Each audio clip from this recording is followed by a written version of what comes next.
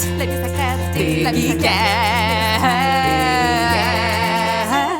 Bonjour et bienvenue à cet autre épisode pandémique de La vie secrète des geekettes. La vie secrète des geekettes, c'est quoi ça? C'est une émission divertissante et diversifiée à chaque mois ou un petit peu plus dernièrement.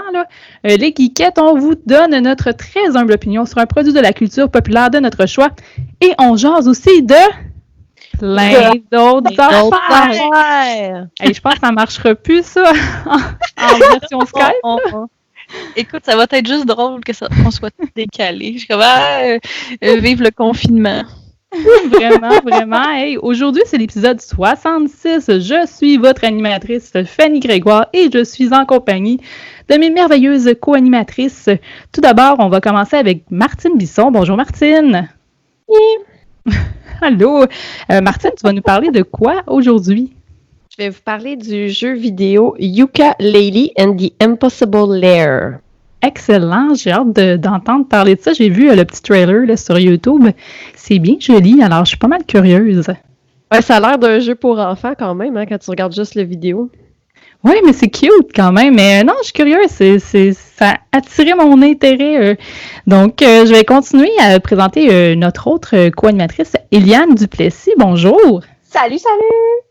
Alors, Eliane, tu vas nous parler de quoi ce mois-ci? Eh bien, je vais parler du phénomène télévisuel qui a attaqué tout le monde comme un virus, c'est-à-dire Tiger King. Rar, OK. C'était mon imitation de tigre. Donc, j'ai hâte d'entendre ça aussi. On a beaucoup de choses à dire, je pense, là-dessus. Ah. Est-ce que tout le monde a écouté Tiger King? Non, pas moi. Oh, ah non? Chantal? Mais j'en ai entendu parler, puis it's enough for me. Ben, on pourra en jaser justement tout à l'heure. Puis justement, on a également notre autre co-animatrice, Chantal Lachance. Bonjour, Chantal. Allô. Alors, toi, tu vas nous parler de quoi aujourd'hui?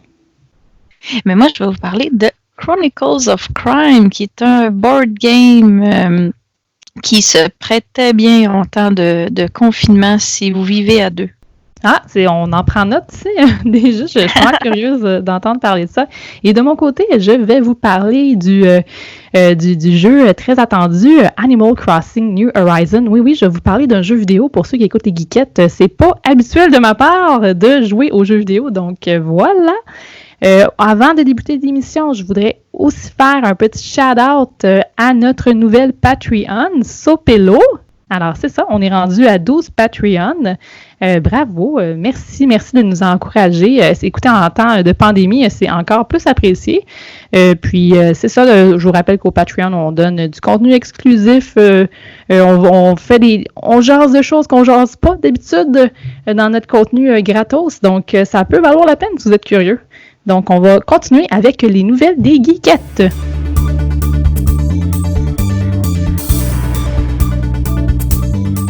Oui, ben je vous avais parlé en début d'année que je me cherchais comme objectif cette année d'avoir une nouvelle coupe menstruelle parce que je voulais sauver l'environnement. Fait que j'ai fait une petite vidéo là, sur Facebook qui parle de quel site m'a aidé à faire mes recherches. D'ailleurs, le site principal, ça s'appelle Put a Cup in It. J'adore le nom du site web. Fait que vraiment bon, ouais. Ah ouais, c'est vraiment parfait.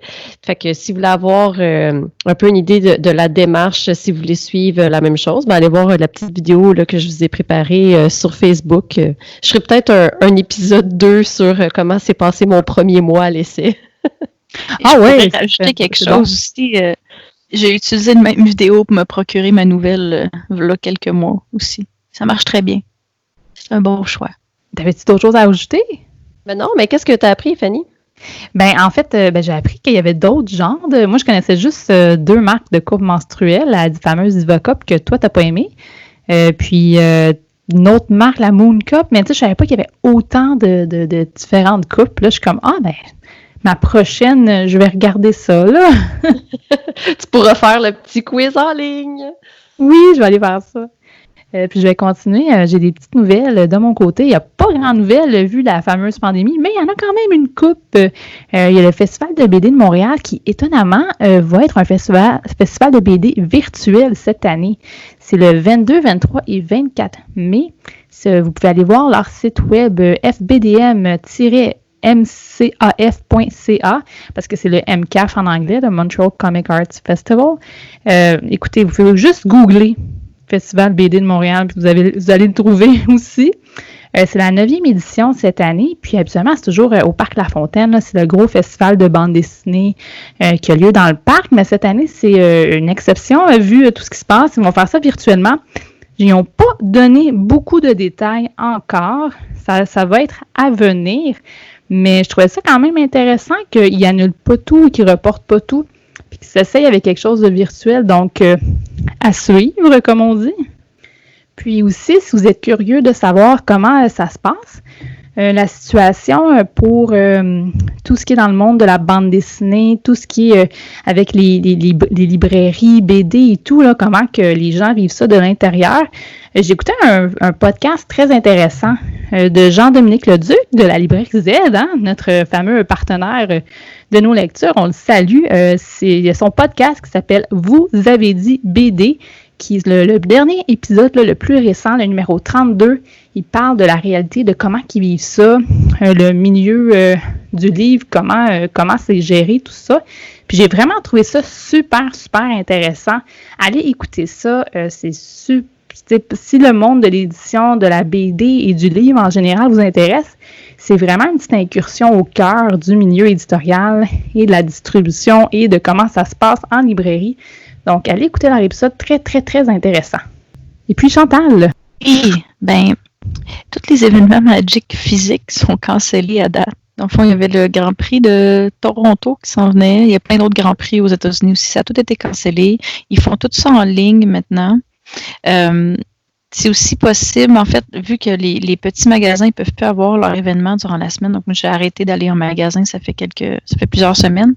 Il y a des événements les vendredis soirs qui se passent. J'en ai pas essayé encore, mais avec Arena, le Wizard of the Coast essaie d'aider les petits magasins à faire des événements et essayer de ne pas mourir durant la pandémie, mais malheureusement, il risque d'avoir beaucoup de petits magasins de Magic qui meurent durant la pandémie. Ouais. Puis aussi, j'ai découvert un nouveau site pour jouer à Magic, ça s'appelle untap.in, puis c'est possible de jouer en ligne, tu peux bâtir tous les decks que tu veux. Donc, c'est untap.in, donc untap.in. Ça coûte rien, tu peux aller bâtir les decks. Je sais pas combien de temps ça va être up, parce que normalement, je pense que c'est pas approuvé par Wizard of the Coast, mais ils l'ont laissé ouvert, mais j'ai aucune idée si éventuellement ils vont le fermer, là. Mais je l'ai essayé une couple de fois cette semaine, et c'était pas mal plaisant. C'est très bien fait. Il va y avoir pas mal de choses qui vont sortir virtuellement, j'ai l'impression. Que si la crise a dure, veut pas, les gens n'auront pas le choix de se retourner pour trouver leur contenu comme qu'ils consomment, dans le fond, là, de manière virtuelle. J'ai l'impression qu'on va avoir quand même des options, mais virtuelles qui vont sortir, mais que tout est à créer encore. Là, donc, ça va être assez intéressant quand même si c'est triste en même temps. Là. Ça me fait penser au festival de films Fantasia, que j'avais parlé l'année passée. Puis cet été, ils ont repoussé la date à l'automne à date. Mais je me demande que si éventuellement ils prolongent trop le confinement, puis que les gens ne peuvent pas se faire des grands rassemblements, peut-être qu'ils vont tout mettre en ligne. Je sais pas. Je me demande comment ça va se passer. C'est plutôt chaque été. Ouais, c'est assez touché. Puis, tu sais, veux pas, est-ce que les gens vont vouloir se déplacer même malgré ce qui se passe? T'sais, les gens vont rester peut-être un peu traumatisés de tout ça. Et fait que, ouais, on espère que tout va bien. Mais écoutez, on va aller dans un sujet un peu plus positif. Bonne nouvelle. Je suis maintenant, j'ai une grande nouvelle à vous apprendre aux auditeurs. C'est qu'en tout cas, pour moi, c'est une bonne nouvelle. Pour mon entourage, c'est une bonne nouvelle. C'est que je suis enceinte. Oh! Yeah! Yeah! Après 2 ans d'essai, finalement, je sais pas si les auditeurs se rappellent, mais ou s'ils étaient au courant, mais j'avais été enregistrer un podcast sur la fausse couche aux imperturbables. Moi puis mon chum Fred, on avait été faire ça. Donc, si c'est un sujet qui vous intéresse, vous pouvez aller écouter ça. Puis tout de suite après, après que l'épisode soit sorti, j'apprenais que j'étais enceinte et ça fait maintenant un petit peu plus que 3 mois. Donc, je peux l'annoncer au monde entier. Donc, voilà, c'est ma bonne nouvelle geekette du mois. Voilà. Donc, c'est ça. Écoutez, on va enchaîner là-dessus avec les chroniques. La librairie Z aime la bande dessinée et ils sont fiers de vous présenter cet épisode de la vie secrète des geekettes. Que vous recherchiez de la bande dessinée américaine, européenne ou québécoise, la Librairie Z possède de tout pour satisfaire vos envies de lecture diversifiées. Librairie Z, située au 3420 rue Ontario-Est. Visitez leur site web librairiez.com. OK, Martine, donc tu vas nous parler du jeu vidéo Yooka-Laylee and the Impossible Lair. Oui, c'est un jeu qui m'a été recommandé par notre Patreon Guillaume parce qu'il sait comment j'aime les jeux de plateforme dans ce genre. C'était développé par Playtonic Games et publié par Team 17.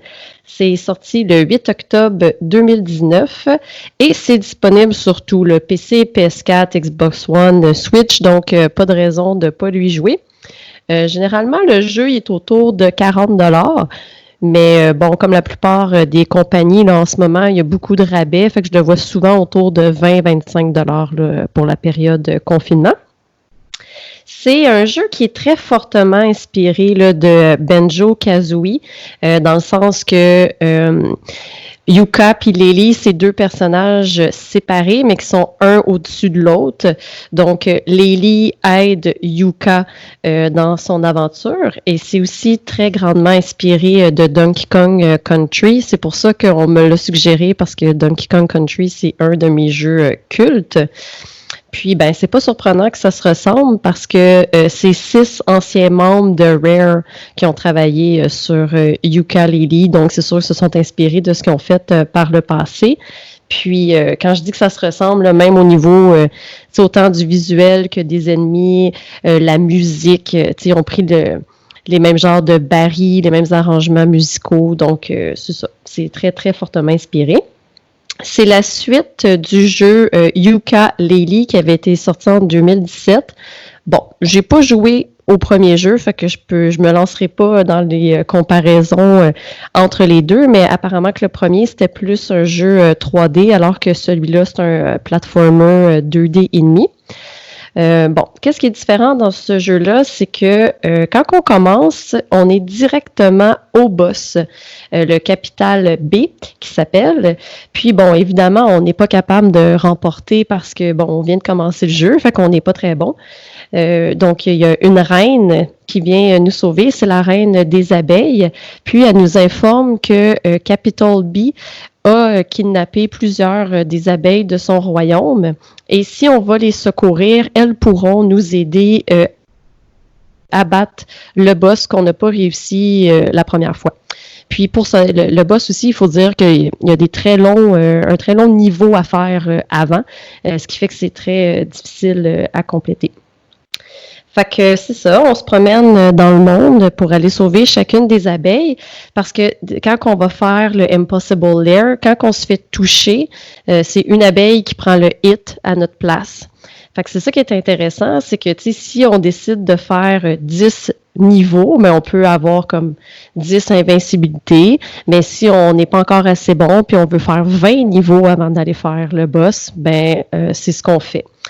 Je vous suggère très fortement d'aller chercher toutes les abeilles parce que le Impossible Lair est très, très, très difficile. Donc, c'est ça. C'est un platformer, comme je disais, 2D et demi, ce qui veut dire que les graphismes sont 3D, mais le platforming, il est 2D. C'est un jeu de plateforme très, très classique. Qu'est-ce qui le distingue des autres? C'est comme j'expliquais là, il y a Laylee qui est la petite chauve-souris, puis nous, on est Yooka, le lézard. Donc, si on se fait toucher, la première fois, c'est Laylee qui prend le hit, puis là, elle se met à voler puis à paniquer. Si on réussit à la rattraper avant qu'elle disparaisse de l'écran, mais elle reste avec nous. Sinon, ben la prochaine fois qu'on se fait toucher, ben on meurt puis on doit recommencer le niveau. Ils ont mis aussi plusieurs checkpoints dans chacun des niveaux parce que c'est quand même assez difficile. Puis après 5 fois qu'on meurt, on nous suggère, si on veut, de pouvoir sauter cette section-là du niveau puis continuer plus loin. Donc, peut-être une option pour toi, Fanny. Ah oui, c'est sûr. Moi j'écoute ça. Là. Quand il y a des options pour vivre plus longtemps, avoir plus de vie, là, je suis là. Puis sinon, ben ça se contrôle quand même bien là, au niveau du platforming, mais je vous dirais que moi, les rebonds sur les ennemis sont souvent nécessaires parce qu'il faut comme sauter dessus pour atteindre des endroits un peu plus hauts, surtout pour des secrets. J'ai eu beaucoup de difficultés à contrôler le rebond. Fait que c'est peut-être un petit endroit là, où le platforming n'est pas aussi tight là, que dans d'autres jeux. Pour passer d'un niveau à l'autre aussi, ce qui est le fun, c'est qu'on est dans un univers 3D. Puis, il y a quelques puzzles à résoudre. Puis, en fait, les puzzles, qu'est-ce qu'ils vont permettre? C'est, comme je vous disais, il y a 20 niveaux au total, mais chacun a une face A et une face B. Donc, le puzzle va nous permettre d'obtenir la face B du niveau. Il y a aussi plusieurs toniques qui sont cachés. Les toniques, à quoi ça sert ça? Bon, c'est des habiletés qui peuvent nous aider justement à passer chacun des niveaux. Ça peut être comme grimper plus vite, obtenir plus d'argent quand on tue des ennemis, des choses comme ça. Mais il y en a qui sont un peu plus traites, comme ta manette est brisée. Donc, mettons, si tu vas à gauche, ça va à droite, et puis des choses comme ça. Bon, c'est un peu comme de la drogue, ça, les toniques. Un peu, exactement. Puis, tu sais, pourquoi, dans le fond, on voudrait s'en mettre des plus difficiles? Mais c'est ça, c'est que si tu mets des toniques qui rendent ton niveau de difficulté plus difficile, tu fais plus d'argent. Puis si tu en mets qui t'aident, ben là, tu vas faire moins d'argent dans le niveau. Puis, tu peux pas prendre trop de drogue, Fanny, parce que tu peux en utiliser seulement 3 maximum en même temps. Moi, je suis pour la modération, à bien meilleur goût de toute façon. Puis c'est vraiment un bon lien que tu fais parce qu'il y a aussi beaucoup de toniques que c'est juste des habillages visuels, puis il y en a que c'est comme mettre tous les niveaux multicolores, puis OK, ouais, je vois le genre, là. Exactement, ou en full pixel, ou en cyan, tu sais, des choses comme ça. Mais par contre, ça, c'est un petit défaut du jeu. Si tu mets des toniques d'habillage visuel, ça crée un lag. Fait que, tu sais, c'est pas, ça te donne pas envie de les utiliser puis de les acheter, ces toniques-là. Malheureusement. Exactement. Puis là, avec l'argent, qu'est-ce qu'on fait avec ça? Ben, c'est acheter des toniques parce qu'évidemment, ils ne sont pas gratuits. Puis, on peut aussi acheter des indices qui vont nous donner comment faire pour trouver justement les toniques sur la map. Parce qu'encore une fois, ça, c'est un peu, je trouve, un des avantages du jeu. Tu sais, ils sont cachés, là, mais c'est comme dans le sens, faut que tu fasses un petit pow à un endroit random sur la carte. Fait que tu sais, à moins de payer des indices, il y en a qui sont juste comme tout simplement introuvables. Fait que c'est un peu désagréable à ce niveau-là. Bon, moi qui aime les secrets qui sont le fun à faire, c'est que dans chacun des niveaux, il y a 5 pièces de cachés, là, des genres de pièces de monnaie. Ils sont quand même bien cachés. C'est un peu comme les secrets à la Donkey Kong, là, qu'il fallait que tu tombes dans certains trous ou tuer certains ennemis, des affaires comme ça. Puis, ces pièces-là, eux, ils servent à payer pour ouvrir le plus grand la map de base. Là. Donc, si tu n'as pas le choix d'en trouver pour pouvoir débarrer puis aller à certains autres niveaux. Ce que j'ai beaucoup aimé, c'est le visuel. Là. C'est très coloré, c'est agréable à regarder, c'est vraiment vibrant là, comme couleur. C'est pour ça, tantôt, je disais un peu, ça, on dirait un comic télévisuel là, pour enfants. Là. C'est vraiment un plaisir pour les yeux. Les niveaux sont aussi variés, fait que ça, c'est très agréable. C'est varié, mais c'est pas différent des autres platformers, là, dans le sens que il y a des niveaux dans l'eau, des niveaux de glace, des niveaux de lave, fait que toutes des classiques. C'est aussi un jeu qui est très difficile. Ça n'a pas l'air difficile, c'est très difficile. Je pense que, je pensais faire ça vraiment facilement, puis rendu au 3e tableau, j'étais déjà en train de mourir. Fait que là, je comprenais pas trop ce qui se passait, parce que d'habitude, je meurs pas tout de suite dans des platformers. Puis c'est aussi tellement difficile que j'ai pas encore réussi le Impossible Lair avant de vous parler, les filles. Fait que j'ai même pas fini le jeu. Combien de temps t'as mis le jeu? Je sais pas, Eliane, je suis peut-être à 30 heures, peut-être. Mais le Impossible Lair, c'est parce que ce qui est fâchant, puis il aurait pu améliorer un peu ça, c'est que, comme je vous disais, il y a du platforming à faire, puis entre chaque section, il faut que tu battes le boss. Puis il y a différents... le boss devient évidemment de plus en plus difficile. mais il n'y a aucun checkpoint dans le lair. Donc, tu sais, si tu meurs après 15 minutes, ben il faut que tu recommences du début. Ce qu'ils auraient peut-être pu faire, puis je comprends qu'ils n'ont pas mis de checkpoint dans le sens que c'est parce que les abeilles, c'est un hit qu'ils prennent à ta place. Fait que, tu sais, ça serait pas cool que tu recommences à un checkpoint full énergie, mais ils auraient pu mettre tu sais, tu recommences à ce checkpoint-là avec le nombre d'abeilles qui te restait. Puis si tu n'es pas satisfait du nombre d'abeilles qui te reste, mais là, recommence.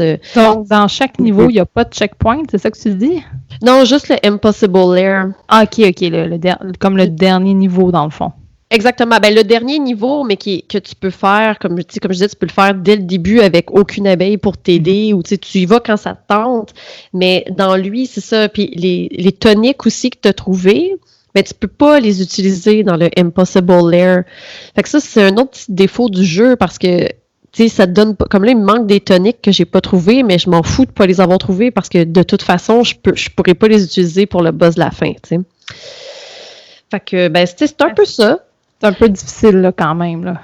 Ouais, exactement. Puis, mais j'ai quand même eu beaucoup de plaisir. Tu sais, je voulais toujours y retourner. C'est un jeu qui est agréable. Puis, si vous avez aimé les Donkey Kong Country, ben c'est sûr que vous allez aimer Yooka-Laylee. Là, un peu la même chose si vous avez aimé les Banjo-Kazooie aussi. Tu sais, c'est vraiment très inspiré, puis c'est un jeu vraiment agréable, mais je ne le suggère pas à des débutants en platforming, là. Mais ben c'est ça. Mais comme je vous disais, je l'ai toujours y retourné. Fait que tu sais, si t'es à 20$, je pense que ça vaut quand même le coup. Mais ça peut être frustrant là, si vous n'êtes pas très patient. Là. Puis il est disponible sur quelle plateforme déjà? Toutes les plateformes qui existent. Oh, wow, OK. Puis est-ce que c'est un studio indépendant qui l'a fait? Ben oui, je crois que c'est indépendant, Playtonic Games, puis mais c'est les deux seuls jeux qu'ils ont fait, c'est ça, Yooka-Laylee puis Yooka-Laylee Impossible Lair. OK. Donc c'est vraiment leur petite licence là, qui sont connues pour là, un petit peu plus. Exactement. Parfait. Ben, je trouve ça super intéressant comme plateforme. Je peux regarder en même temps. Regarder en même temps, puis il est sur Steam. Là, fait que même moi, je pourrais jouer, même si je n'ai pas de console, puis je fais juste jouer sur PC. Oh oui, c'est vraiment disponible sur tout. Mais il faut des bons skills de platforming. Mais sinon, écoutez, on n'arrête pas de le dire, c'est le confinement. On a le temps, donc il faut prendre ça aussi pour les développer. Oui, parfait. Ben, avez-vous des questions pour le jeu pour Martine? Non, pas de mon côté. Non, parfait, moi, je n'ai pas de questions, mais je le mets sur ma wishlist. Là, il est sur ma wishlist sur Steam. C'est bon, puis c'est vraiment cute, ça a l'air vraiment mignon aussi comme jeu, même si c'est un petit peu plus, il y a un petit peu plus de défis, mais comme tu dis, Martine, tu y es retournée souvent, donc c'est positif. Donc, merci beaucoup pour cette belle chronique, Martine. Amusez-vous bien. Hey, tu savais-tu ça que les Geekettes ont maintenant un Patreon? À partir de 2$ par mois, tu peux avoir accès à du contenu exclusif des Geekettes. Il y a des entrevues, le podcast des Geekettes secrètes et plein d'autres affaires. C'est au patreon.com/geekette. Geekette avec un S à la fin. Et on a toujours notre bouton PayPal si tu préfères nous donner un montant fixe de ton choix. Le bouton est sur notre site web au geeketteavecunS.ca, geeketteavecunS.ca. Donc, Chantal, tu me disais que tu allais nous parler d'un board game, Chronicle of Crimes. Oui, donc ce jeu-là est fait par Lucky Dot Game. C'est une compagnie polonaise que je ne connaissais pas. Et Yann avait acheté ça, ça fait un petit bout qu'il l'avait acheté, puis on a décidé de l'essayer durant la pandémie. Ce qui est intéressant avec cette compagnie-là, avant que je parle du jeu, la compagnie s'est donné comme mission de transformer des jeux vidéo populaires en ligne en jeux de table. Entre autres, si on va sur leur site internet de Lucky Duck Games, ils ont Fruit Ninja Combo Party en board game, là, un jeu de table. Fait que dans le fond, leur équipe a de l'expérience à créer des jeux vidéo en ligne, des jeux de table. Mais je ne vous parlerai pas de Fruit Ninja Combo Party. J'ai assez joué à ce jeu-là et c'est assez. Mais donc, Chronicles of Crime, c'est un jeu coopératif d'enquête criminelle qui se déroule à Londres. Donc, on joue le rôle d'un enquêteur qui a un mystère à résoudre, qui peut être un meurtre, un vol ou d'autres crimes inimaginables. Une partie prend à peu près 1 heure, 1 heure et demie. Ça fonctionne par scénario, puis des fois, les scénarios, ils ont plusieurs chapitres. Dans le fond, c'est qu'il y a des liens entre eux, mais dans le même scénario, les chapitres vont avoir des liens entre eux. Il faut retenir certaines informations. Et sinon, les scénarios, en général, ils ne sont pas liés entre eux, donc on peut les jouer indépendamment. Et ce qui est bon à noter, c'est que le jeu est traduit en français. Et aussi plusieurs autres langues, évidemment. Donc, c'est à peu près un 12 ans et plus. C'est quand même un jeu un peu compliqué, donc c'est pas recommandé pour les jeunes enfants. Ça joue 1 à 4 joueurs. Par contre, je l'ai essayé à 2 seulement, donc avec mon chum. Ça semble être le nombre de joueurs idéal. Donc, jouer juste à tout seul un board game, personnellement, je trouve ça plate. J'aime mieux jouer au moins avec quelqu'un. Et 3 à 4, ça semble que il semble que certaines personnes s'ennuieraient, qu'il n'y aurait pas assez d'action. Donc, à 2, ça serait le chiffre magique, qui est idéal en période de confinement, quand on est pris à la maison avec son conjoint comme moi. Donc, à moins que les deux soient mauvais perdants. Mais c'est coopératif. Puis vous allez voir, tu perds pas tout à fait. Mettons que tu n'es pas bon, tu ne perdras pas tout à fait. Je vais y revenir plus tard dans ma chronique. Et même pour les mauvais perdants, on peut s'en sortir. Donc, le jeu, il est facile à installer. Donc, il y a un plateau de jeu qui s'appelle le tableau des évidences. Il y a 4 jeux de cartes, donc 4 decks, qui a les locations, dans le fond, les endroits, comme mettons, il va y avoir Scotland Yard, il va y avoir un port, il va y avoir un musée, peu importe. Ensuite, il y a un deck pour des personnes à rencontrer. Il y a un deck d'évidence, dans le fond, des items. Puis, il y a aussi des items spéciaux. Donc, c'est très simple. Et aussi, on a 4 contacts médico-légaux qui nous aident dans nos enquêtes. Donc, il va y avoir un médecin qui est responsable des autopsies, un criminologue, un hacker, puis une scientifique de la science. C'est important. Mais en fond, ça a l'air assez ordinaire la façon que je vous en parle maintenant, mais la particularité du jeu, c'est qu'il y a une réalité virtuelle et en fond, ça utilise une app sur un téléphone. Tu ne peux pas jouer à ce jeu-là sans le téléphone ou une tablette. Là. Donc, l'application s'appelle Chronicles of Crime, elle est disponible sur Google Play et le App Stores. Et c'est que, dans le fond, la façon que ça lie le jeu de table et l'app, c'est qu'il y a des codes QR sur les cartes qu'on va aller scanner avec le téléphone. Donc, on va avoir une interaction. Et comme j'ai dit, c'est vraiment pas possible de jouer sans le téléphone. Ça prend l'apps, mais l'application est gratuite. Donc, comment ça se déroule? C'est que tu vas placer le jeu physiquement tu t'installes pour jouer au jeu. Après ça, tu ouvres ton application, tu choisis un scénario. Et la plupart du temps, tu commences à Scotland Yard, qui est comme le poste de police. Puis là, le chef de police te rencontre et te dit, il y a eu un vol au musée. Rends-toi là. Il va te donner quelques informations. Et là, tu pars avec ça. Donc tu as très peu d'informations au début et au fur et à mesure, tu te promènes entre les locations, tu rencontres des gens, tu trouves des items et à chaque fois que tu veux interagir, dans le fond, tu scannes le code QR d'une carte. Dans le fond, comment que ça lie aussi des cartes, quelles choisir avec l'app, c'est que chacune des cartes va avoir soit un numéro ou soit une lettre. Donc là, tu vas aller chercher ta carte dans ta boîte. Mettons, il va te dire, va au musée, c'est la carte J et sur place, il va y avoir le colonel Moutarde qui t'attend, mais c'est la carte 14. Fait que là, tu vas placer ça sur la table et tu vas scanner la location pour te déplacer à la location. Et une fois arrivé sur place, tu scannes la carte du colonel Moutarde qui va te parler. Il va y avoir des choses à te dire sur le vol qu'il y a eu. Donc, c'est très bien fait. L'app, c'est très bonne. J'ai pas trouvé aucun bug à date. J'ai joué, il me semble, 3 ou 4 scénarios et il n'y a pas eu aucun bug. L'app se navigue très bien. Et une option que moi j'ai trouvé très intéressante, c'est possible de chercher des évidences. Comme mettons, tu arrives sur le lieu du crime, tu peux chercher cette location-là. Et dans le fond, ça fait que tu cherches en 3D sur place. Donc, tu te lèves debout et avec ton téléphone, tu peux te promener, regarder au plafond, les murs, le plancher, comme quand on visite une maison virtuellement, là, les effets 3D. Donc, c'est la même chose qui se passe. Et là, tu regardes et tu dis à voix haute, OK, je vois un fusil. Donc, la personne avec qui tu joues va pouvoir aller chercher la carte qui correspond au fusil dans le deck d'items. Tu as 40 secondes pour fouiller la pièce, donc tu n'as pas un temps infini non plus. Donc, il faut que tu te dépêches, essayer de noter les petits items. Et c'est possible d'avoir une petite lunette qu'on met avec le téléphone, donc ça vient en option. Par contre, moi, je l'ai essayé, puis mes yeux, ils sont tout croches, je vois rien. Donc, moi, je l'utilise pas. C'est possible de pas l'utiliser. Et mon chum, lui, il l'utilise. Ses yeux se portent très bien. Donc, moi, les miens, quand ça marche pas. Quand tu dis une lunette, c'est-tu comme une lunette physique? Oui, c'est une lunette physique qui s'attache au téléphone. Dans le fond, puis c'est très facile à installer. Il y a un petit support avec 2 petites lunettes. Puis là, tu l'installes dessus, puis tu regardes dedans. Puis là, tu vas te promener de haut en bas, de gauche à droite pour regarder. Puis ça te donne l'effet 3D. Okay. Mais il y a pas est-ce que tu l'achètes à part? Oui, elle est achetée à part. Mais oui, il y a un avantage, c'est juste plus beau parce que tu as l'effet 3D. Moi, je suis pas capable de le voir, mes yeux ils capotent, ils n'aiment pas le 3D. C'est ça, mais tu passeras pas à côté d'indices si tu l'utilises pas, mettons. À date, non. À date, Ok. j'ai pas passé à côté de quelque chose. Ça peut être juste ton attention. Aussi, des fois, il y a tellement de choses à regarder dans une pièce que ça se peut que tu passes à travers. Ça fait juste plus beau parce que tu as l'effet 3D qui vient avec. Sauf que ça se peut que ça marche pas pour vous comme que ça marche pas pour moi.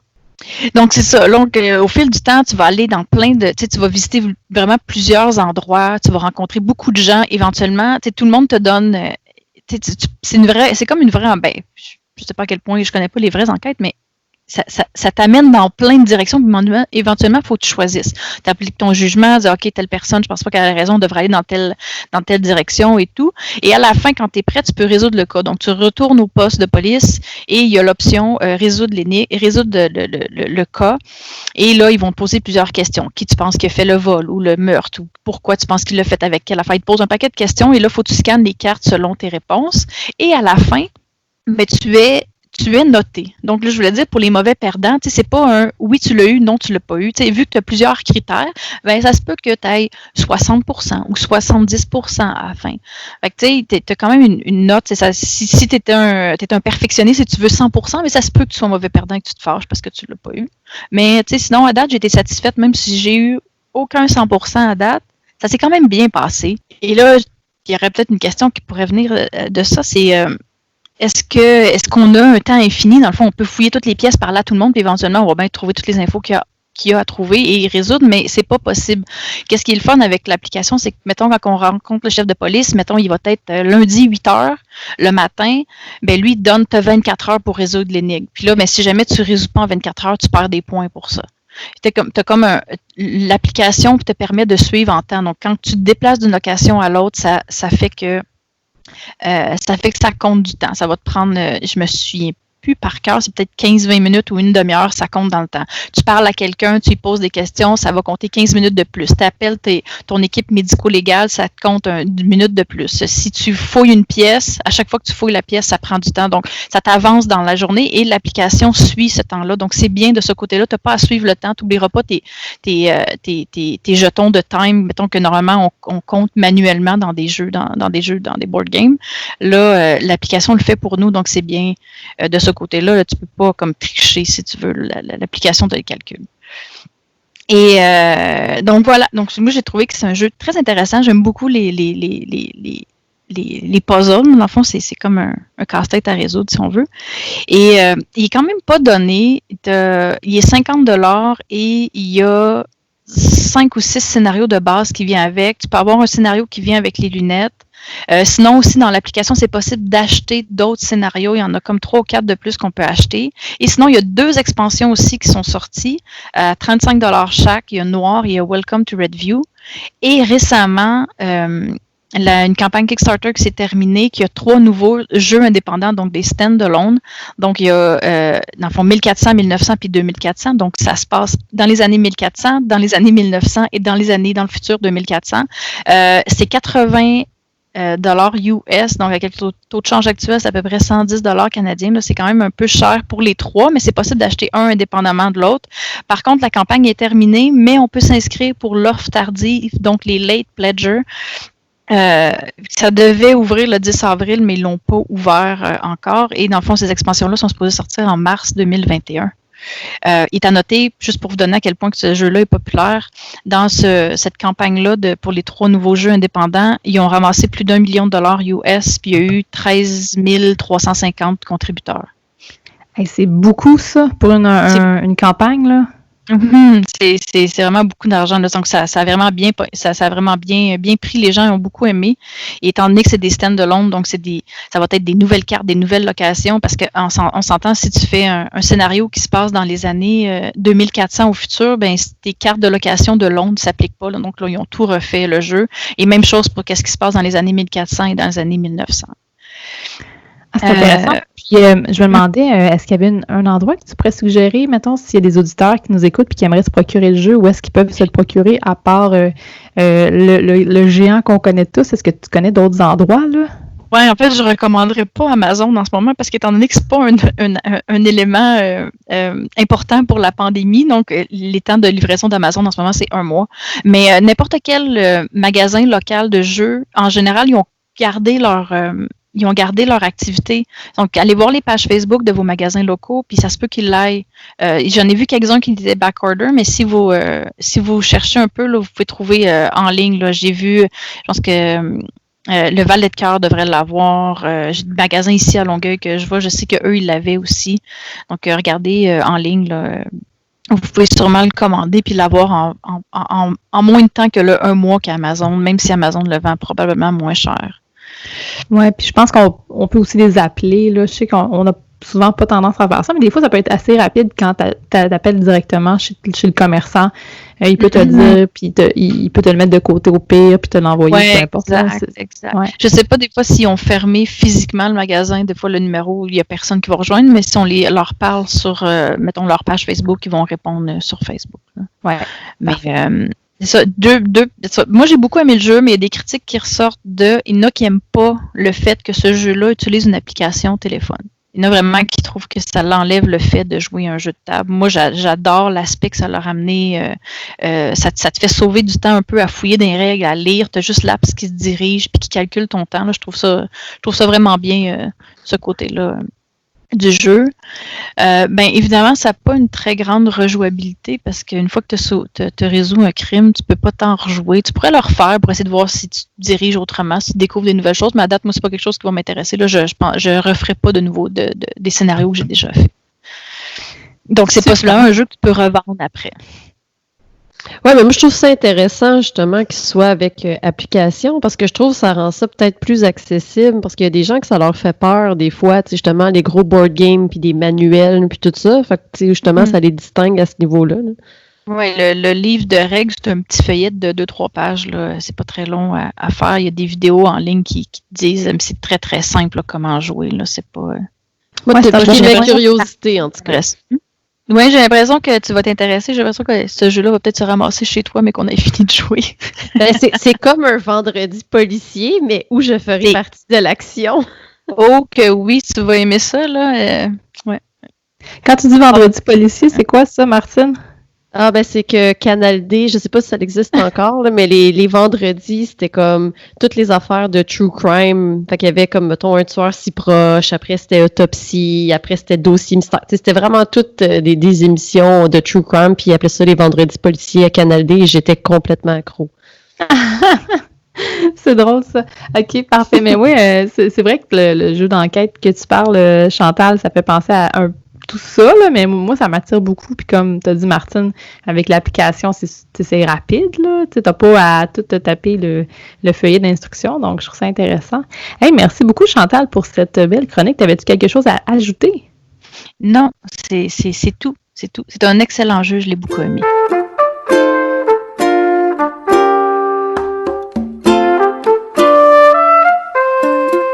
Donc, Fanny, c'est à ton tour maintenant et tu nous parles de quelque chose qui, normalement, c'est pas ton sujet que tu nous parles plus régulièrement. Donc, non. Jeux vidéo, confinement oblige, qu'est-ce qui se passe? De quoi nous parles-tu? Écoute, j'ai reçu un cadeau qui s'appelle le jeu vidéo Animal Crossing New Horizons. C'est de Nintendo, disponible sur Nintendo Switch. Moi, vous savez, je n'ai pas de console. C'est toutes les consoles à mon copain. Je ne joue quasiment jamais aux jeux vidéo. C'est très rare. Je vais juste jouer aux trucs plus rétro habituellement ou tu sais, je vais plus regarder mon copain jouer. Donc, je sais pas pourquoi, mais je pense que c'est un peu la faute à Twitter. J'ai des amis sur Twitter qui jouaient beaucoup à Animal Crossing New Horizons, qui est le nouveau jeu qui vient de sortir là, de la série Animal Crossing. J'ai appris qu'il y avait 5 différents jeux de cette série-là depuis 2001, donc ça fait 20 ans quasiment que cette série existe sur Nintendo. Donc, j'ai appris plein de choses. Puis, c'est ça, j'ai vu des gens qui m'en parlaient beaucoup. Je trouvais ça tellement mignon. Je trouvais ça super cute, des animaux. Tu te promènes, ça a l'air relax. J'étais comme, écoute, je suis intéressée. Tu sais, ça pourrait m'intéresser. Puis, mon copain est un designer de jeux vidéo. Puis, il m'avait dit, tu sais, moi, j'avais dit, moi, je suis pas une gamer. Ça m'intéresse pas de jouer aux jeux vidéo, c'est du passé, tout ça. Puis là, il m'a dit, Fanny, il existe un jeu pour tout le monde. Ça dépend c'est quoi ton genre. Puis c'est drôle parce que sais, je devrais savoir ça. Moi, habituellement, je m'intéresse à la bande dessinée. Puis moi aussi, je dis toujours ça, comme il y a un genre pour tout le monde, il faut juste que tu t'y intéresses. Et je crois que j'ai trouvé le genre qui m'intéressait. Puis c'est drôle parce que j'ai beaucoup jugé Animal Crossing au début. Alors, tout d'abord, je me suis installée avec mon copain, il m'a montré comment ça fonctionnait. Parce que, veux pas, la manette, là, pour moi, c'est un défi en tant que tel. Moi, là, je suis vraiment le genre de fille qui va chercher ses pitons sur la manette. Je sais pas c'est où le R, le X, le Y. Fait que j'ai dû apprendre tout ça. Puis c'était vraiment gênant de me regarder jouer au début. La première fois que j'ai touché, je suis comme, je sais pas comment ça fonctionne. Fait que mon copain m'a expliqué un peu le fonctionnement. Puis là, j'imagine que Martine doit être un peu en train de rire. Parce que j'étais vraiment déboussolée. Puis moi, je suis un peu perfectionniste dans la vie. Fait que si je suis pas bonne au premier coup, ben là, je panique un peu. Donc, c'est ça. Mais par contre, je me suis pratiquée. J'ai joué avec mon copain. Puis là, finalement, je me suis rendu compte que, mais finalement, c'est pas si pire. Donc, je vais vous expliquer c'est quoi Animal Crossing pour les gens qui savent pas c'est quoi. Donc, c'est un jeu de simulation de vie et de gestion un peu. Il y a sûrement un autre thème, là. Je sais pas si Martine, moi, ça m'a fait penser un peu comme peut-être aux Sims ou, puis comme j'ai beaucoup jugé parce que je pense que c'est le bon terme, Fanny. Je dirais que c'est un jeu de simulation, effectivement. Parfait. Donc, puis là, je me disais, voyons, pourquoi est-ce que je voudrais jouer? Je voudrais faire ça dans ma vie virtuelle quand je le fais déjà dans ma vraie vie. Tu sais, j'ai pas besoin de planter des choses ou d'aller pêcher des poissons, ce qui sont toutes des choses que tu peux faire dans Animal Crossing. J'ai jugé un petit peu au début. J'étais comme, pourquoi je voudrais faire ça? Mais il y a quelque chose de vraiment très, très attirant là-dedans. Donc, tu es un petit personnage humain qui décide d'aller vivre sur une île avec il va y avoir 2 autres personnages anthropomorphiques parce que c'est ça. Tu es le seul humain sur cette île-là. Jusqu'à date, là. À date, j'ai joué environ une 15aine d'heures, quand même, en quelques jours. Pour une fille qui se dit qu'elle n'est pas une gamer, c'est quand même pas pire. Puis sur l'île, il va y avoir aussi Tom Nook. C'est un raton laveur propriétaire / banque. Vous allez comprendre un petit peu pourquoi je dis ça. Puis il va y avoir 2 acolytes aussi, Tommy et Timmy, qui l'aident. Donc, tu as comme quelques personnages et toi-même. Puis toi, tu t'en vas vivre sur cette île-là. Et sur cette île-là, tu dois faire la gestion des ressources. Donc, tu vas avoir un arbre à fruits qui va donner des fruits. Tu vas avoir des branches. Tu vas avoir aussi de l'argent à gérer. Puis tu vas aussi avoir, plus tu fais des activités, tu vas accumuler des points Nook. C'est un petit peu comme des Air Miles. Donc, tu peux avoir en échange de tes Air Miles, tu peux avoir...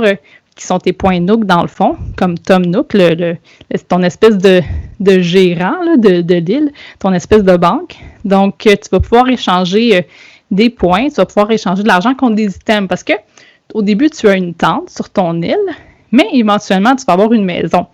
Et c'est un peu comme dans la vraie vie, tu sais. Au début, tu as un petit appartement.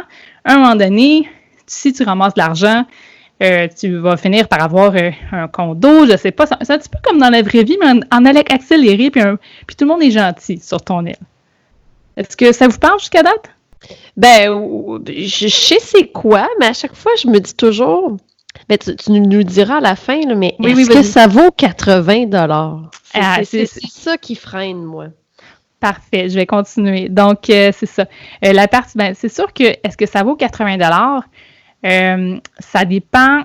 C'est un jeu, ce qui est particulier avec cette édition-là, c'est que tu joues en temps réel. Fait qu'en fin de semaine, on enregistre les geekettes, c'est Pâques. Donc, il y avait un événement de Pâques, mais qui n'appelle pas Pâques parce que c'est une fête religieuse. Ils appellent ça Bonne Idée, je crois. Puis c'est vraiment comme, tu as comme un événement comme en temps réel.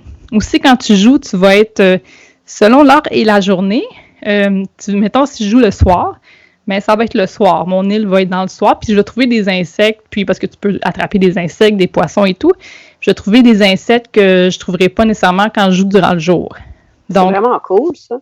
Oui, c'est super cool. Écoute, moi, je suis un peu vendue, je sais pas si vous avez remarqué, là, mais je suis un petit peu vendue. Puis, c'est ça. Puis, donc, si ça vaut le 80$, ben à date, moi, j'ai joué une 15aine d'heures, puis j'ai l'impression que c'est un jeu... il y a un gros hype en ce moment, puis c'est un jeu qu'il va créer des événements. Comme le prochain, ça va être... Là, il y avait le Bonne Idée, mais le prochain, ça va être Earth Day. C'est le jour de la Terre.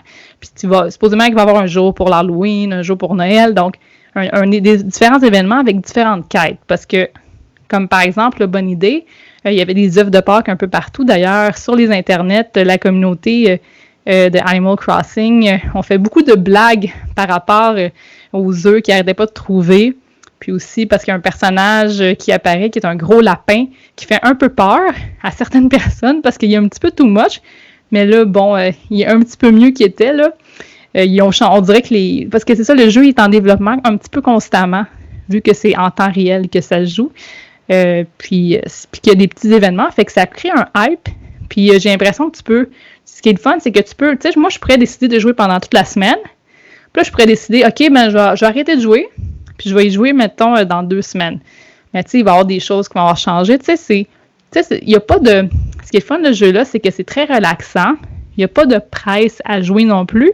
Puis je te dirais même que j'ai remarqué que plus j'y jouais, mettons, dans une journée, je pense que le max d'heures que j'y ai joué, c'est peut-être 5 heures, ce qui est énorme, là. Ça n'a aucun sens là, pour moi.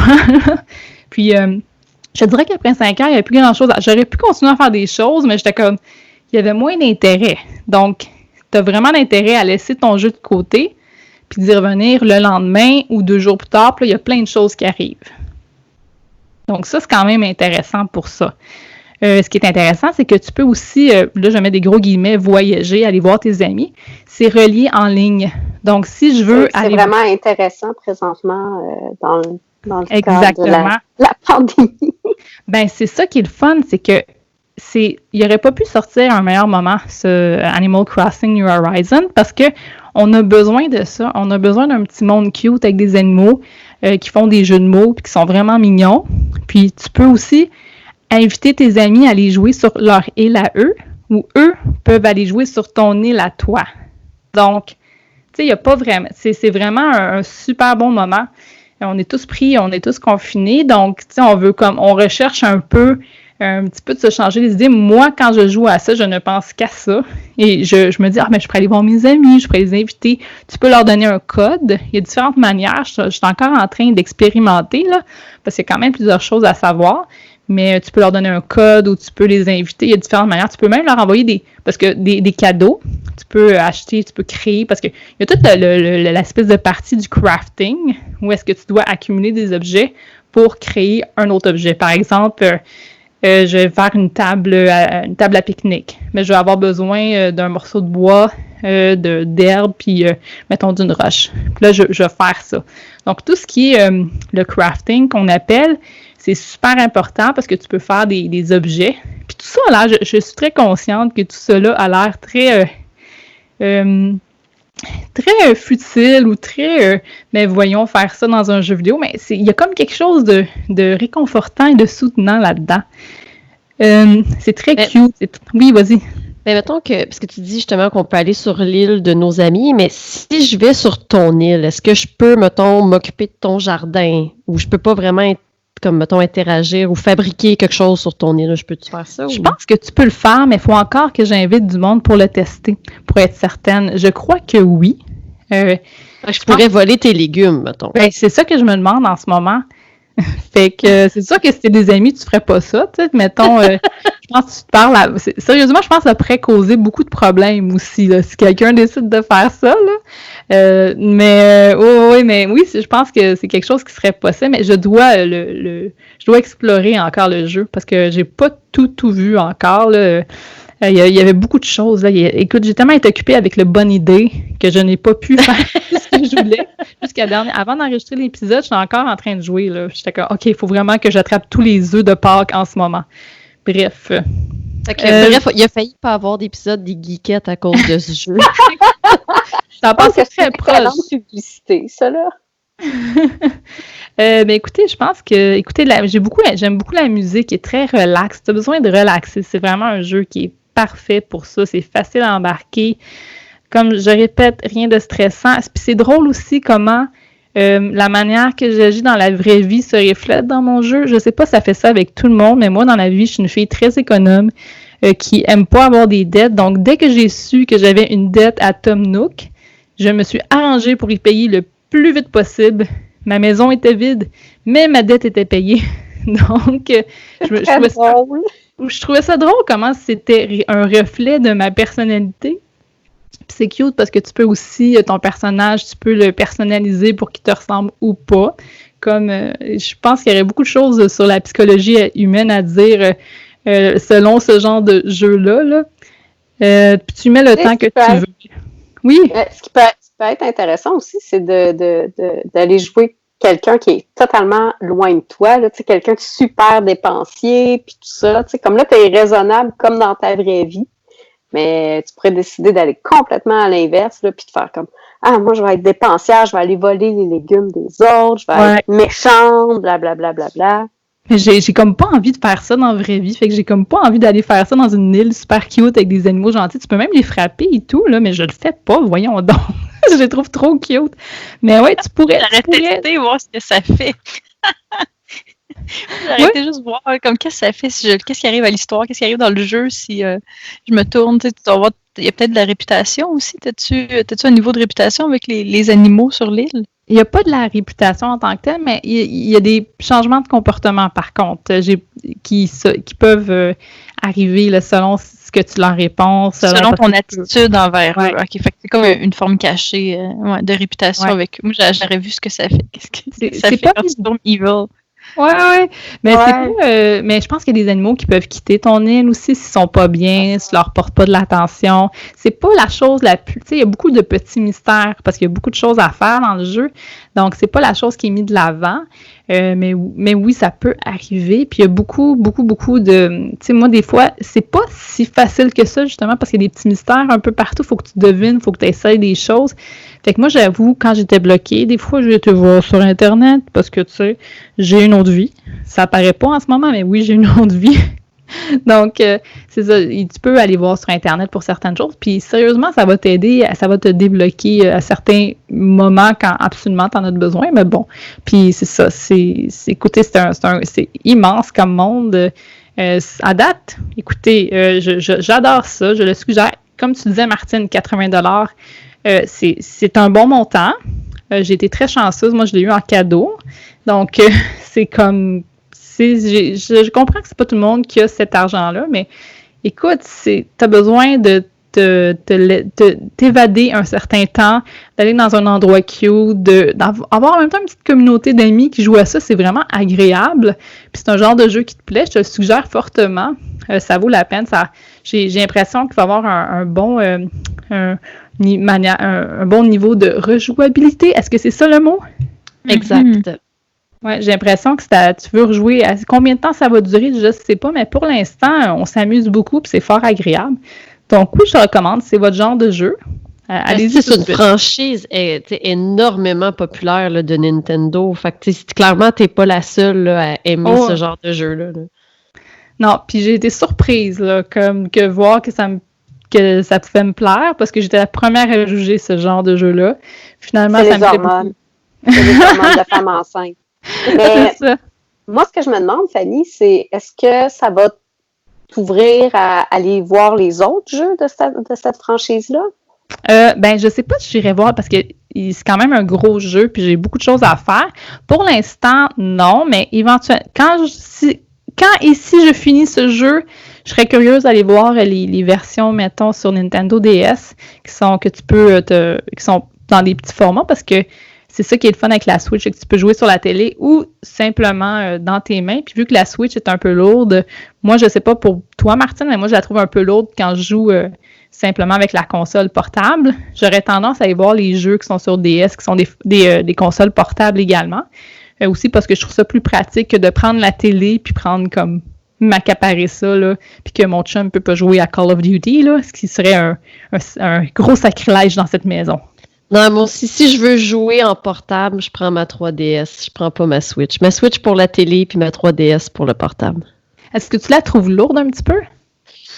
En fait, comme je dis, je la prends jamais. Fait que, je l'ai pris une ou deux fois comme ça, puis effectivement. Mais c'est pas tant que je la trouve lourde, mais que je la trouve large.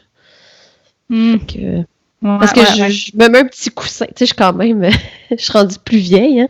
Je me mets un petit coussin puis j'accote mes mains dessus. Fait que comme ça, je la trouve pas lourde. C'est drôle.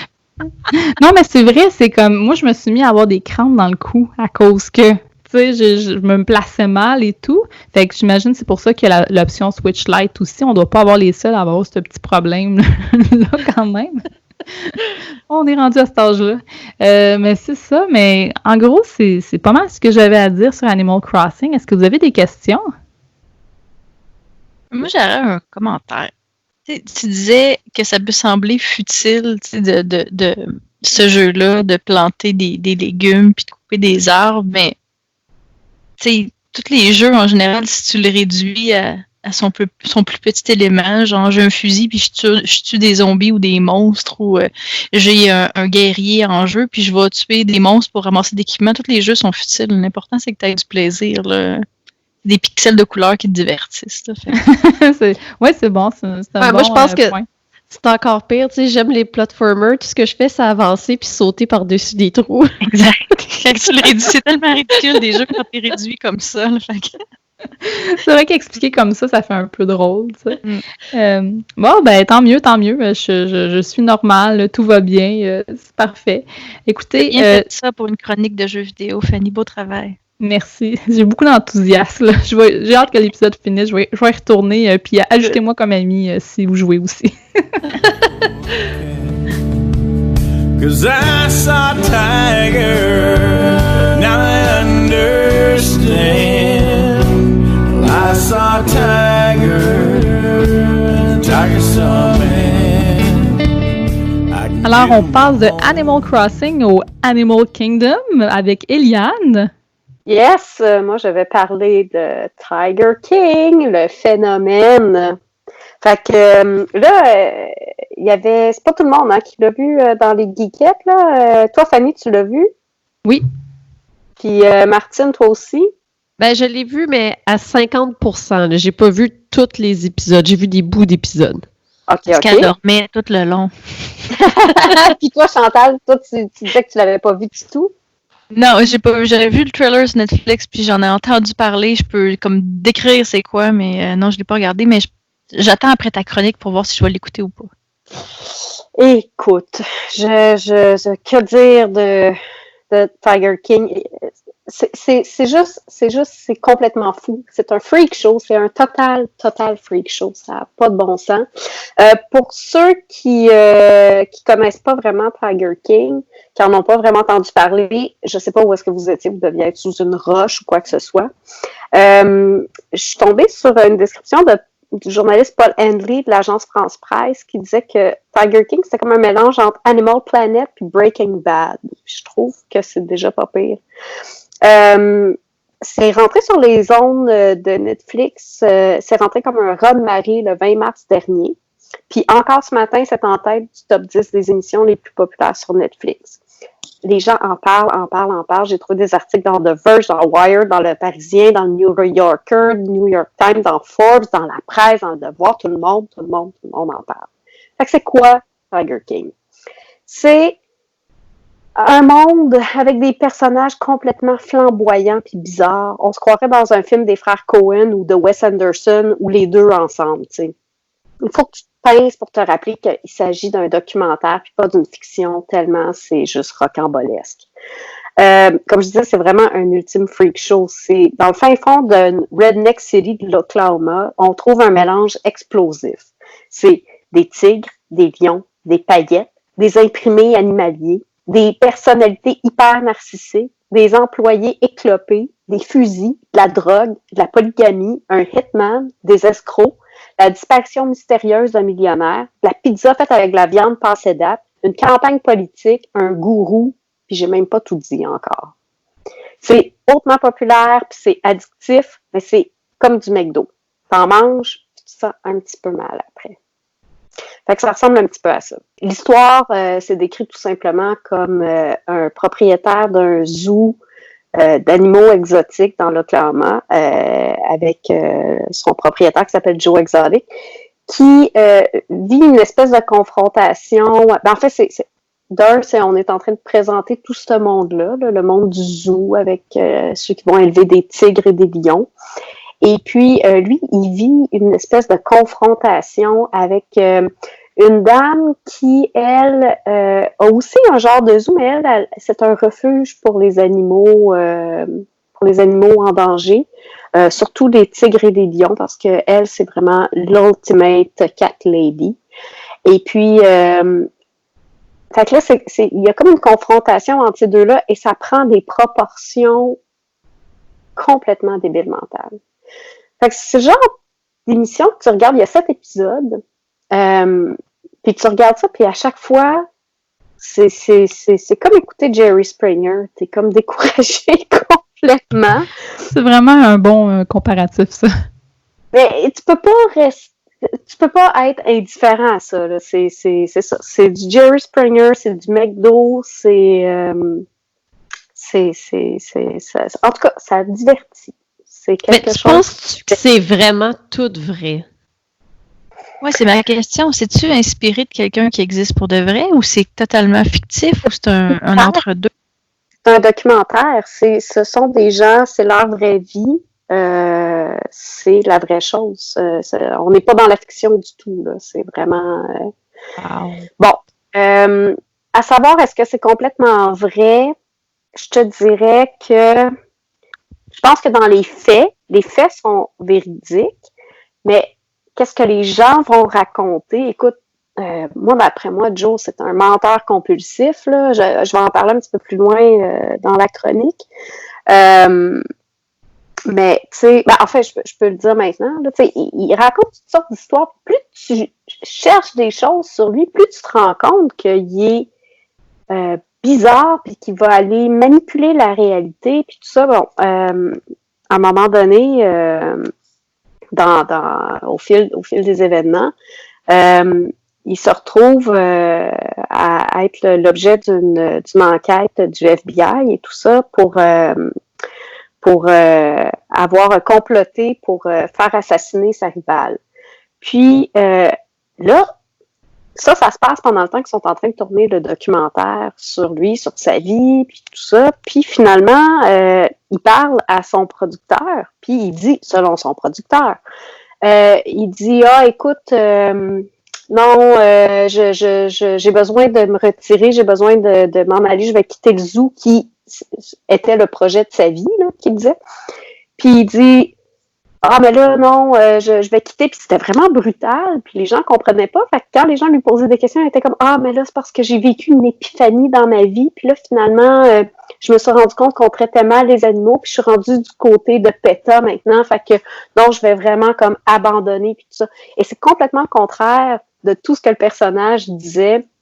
Parce qu'une chose à savoir, c'est que ce tournage-là, avec la gang du zoo de Joe Exotic, ça s'est déroulé sur 2 ans. Fait que ça faisait 2 ans que à la caméra, il répétait toujours les mêmes choses, comme quoi il était il trouvait pas qu'il traitait mal ses animaux et tout ça, puis qu'il était complètement en guerre contre les gens de PETA. Fait que tu vois le genre de mensonge qu'il peut dire, puis c'est un homme tellement charismatique que les gens le croyaient.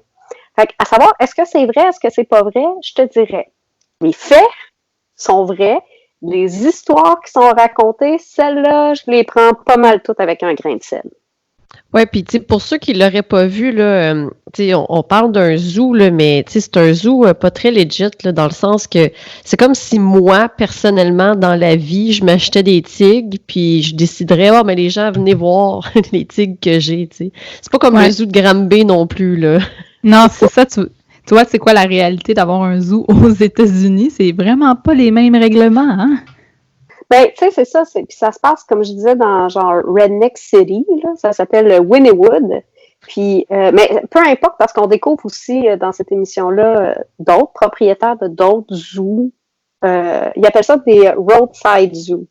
Puis là, ça, c'est complètement autre chose. Fait que, tu sais, quand les gens se plaignent que les animaux sont maltraités dans les zoos, puis tout ça, quand on a la référence des zoos qu'on connaît au Québec, on est comme « Ah ouais, tant que ça! » Mais quand tu les vois là-bas, les animaux, comment est-ce qu'ils sont traités, et dans des espèces d'environnements de cirque, là, mais c'est vraiment du freak show, là.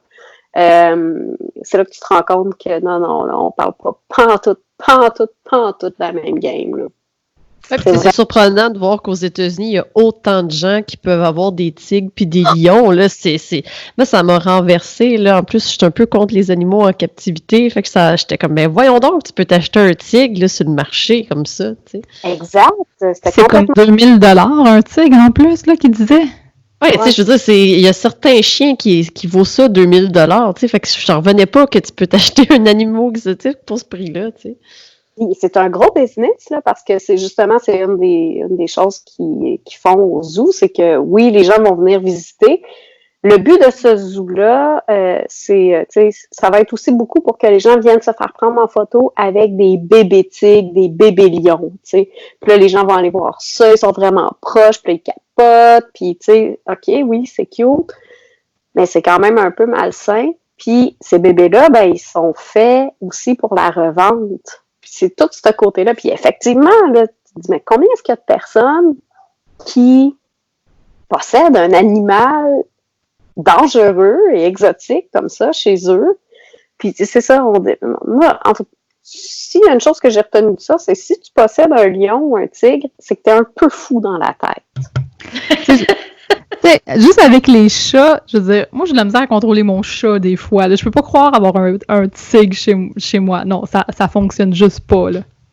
Dans l'émission, ça a l'air comme même un peu cute, là, tu sais. Des fois, tu le vois, genre, avec les tigres qui viennent se frotter, puis qui viennent, genre, jouer avec lui, avec leurs pattes, puis leurs espèces de griffes, que, genre, il fait juste donner un petit coup un petit peu trop fort, puis là... Jusqu'au moment où c'est moins cute, puis qu'il arrive des accidents, là. Tu sais, tu fais comme « Oh! » Ouais, fait que non, c'est quelque chose. Fait que, bon, pour ceux qui ne l'ont pas écouté, Joe Exotic, c'est vraiment le personnage le plus bizarre que j'ai vu, la personne la plus bizarre que j'ai vue de ma vie. Et j'aime beaucoup les gens qui sont des personnages, mais celui-là, c'est vraiment weird. Je sais pas si je suis la seule à trouver que c'est comme un sosie-mec de Jean-Michel Anctil, mais quand moi, je regarde la face, je trouve qu'il ressemble un peu à... J'avais pas remarqué, mais maintenant que tu le dis, je vois qu'est-ce que tu vois. Fait que, vous irez voir des photos, il ressemble un peu à Jean-Michel Anctil maigre. Il porte une coupe longueuil peroxydée. On fera un sondage sur la page des Geekettes. On mettra une photo de Jean-Michel Anctil puis Joe Exotic. Pensez-vous, y a-t-il une ressemblance selon vous? Puis je pense que c'est-tu dans un des films dans un des films genre de père en flic, là, il me semble que Jean-Michel Anctil, il avait joué une espèce de méchant avec une moustache en fer pâle aussi. Fait que je pense que c'est ça, là. En tout cas, Jean-Michel, pour ton costume d'Halloween cette année, là, si tu te déguises en Joe Exotic, là, tu vas faire un hit. Pas mal, ça, c'est sûr et certain. Si l'Halloween n'est pas reporté en 2020, encore une fois. Ouais, effectivement. Bon, alors, Joe Exotic, coupe longueuil, peroxydé, moustache en fer à cheval, des piercings partout d'en face, sur ses oreilles. Il y a même, il dit fièrement qu'il y a un prince Albert, qui a un trou où est-ce qu'il peut mettre une entrée de cadenas dedans. Complètement fou. C'est un homme qui est charismatique et manipulateur et qui a un pattern d'aimer, genre, les hommes d'environ 19 ans. Il y a eu, dans la série, on nous présente 3 de ses maris qui l'ont tous rencontré à 19 ans, que ces gars-là ont tous dit qu'ils étaient hétérosexuels et qu'ils se sont retrouvés mariés avec lui. C'est vraiment un weirdo. Puis c'est vraiment quelqu'un qui est accro à l'entertainment puis à la controverse, là. Tout ce qui se passe, c'est un showman, puis en même temps, il se passe toujours de quoi? Il y a toujours de la controverse, constamment. Ça n'arrête pas. L'autre personnage sur lequel se base la série, c'est la fameuse Carole Baskin, ou, comme le disait Joe Exotic, that bitch Carole Baskin. Comme je disais, c'est l'ultime follow chat. C'est elle qui s'habille en Animal Prince, comme complètement. Une genre de hippie avec ses cheveux blonds qui va mettre des couronnes de fleurs dans ses cheveux, puis qui a un regard quand même un peu inquiétant. T'sais, elle semble super inoffensive, puis un peu nunuche au début, puis finalement, tu te rends compte que c'est une femme qui est hyper puissante, elle est millionnaire, puis elle est comme... Je sais pas. Je ferais pas confiance. Est-ce que vous feriez confiance, vous, à Carole Baskin? Ben, moi, déjà, en partant, tu sais, juste le fait qu'elle dise qu'elle a un refuge, mais son refuge, on s'entend, elle fait pareil comme les autres qui ont des zoos illégaux, là. Elle est pas mieux que les autres. Moi aussi, je ferais pas confiance. Puis, dans mes recherches pour la chronique, j'ai découvert que dans les années 90, Carole Baskins, en fait, avant, avec son ancien mari, qui était le millionnaire qui est porté disparu, eux aussi, ils faisaient exactement pareil comme Joe, là. Ils élevaient des tigres puis des lions pour pouvoir faire des bébés puis pour pouvoir les vendre. C'était exactement la même chose qu'ils faisaient. Puis, elle avait même un bed and breakfast dans les années 90 où son selling point, c'était « Hey, viens dans mon bed and breakfast puis tu vas pouvoir dormir avec des bébés tigres et lions. » Ouais, c'est fou. Moi, ce qui m'a vraiment choqué d'elle, entre autres, c'est que elle a comme vraiment plein de bénévoles, puis il y a comme des niveaux de bénévoles. Ils ont genre 5 niveaux de bénévoles. Puis en plus, elle n'est même pas capable de se rappeler de leur nom. Moi, ça m'a complètement choquée quand elle a dit ça à la caméra. J'étais comme, mais voyons, voir que tu peux pas te rappeler de tes bénévoles. Ah ben écoute, c'est complètement fou. Puis une des choses aussi qu'on découvre là-dedans, c'est que là, il y a elle, il y a le zoo de Joe, il y a aussi un autre zoo qui a été présenté un peu, mais qu'on n'a pas creusé davantage, mais que je pense qu'il y aurait matière à faire une saison juste sur lui aussi. C'est celui de Bhagavan Duck Antle. Puis lui, c'est vraiment comme un gourou en tant que tel. Là. Il se voit comme un gourou faussement indien avec la méditation et tout ça, mais c'est juste du culte. Et c'est comme ça pour les trois. Les trois, c'est exactement la même chose. Je veux dire, quand tu parles, Fanny, comme qu'il y a des bénévoles avec différents niveaux, ben c'est comme... C'est complètement pyramidal, là, cette histoire-là. Là, c'est complètement fou. Puis Joe aussi, tous ces gens-là ont des gens qui viennent travailler pour eux quasi bénévolement ou pour des peanuts qui vont donner leur vie pour supposément sauver les animaux puis tout ça, mais dans le fond, ils sont sous le joug de ces personnalités-là qui sont à la tête de ça. Puis dans le cas de Joe Exotic, c'est ça qu'on voit dans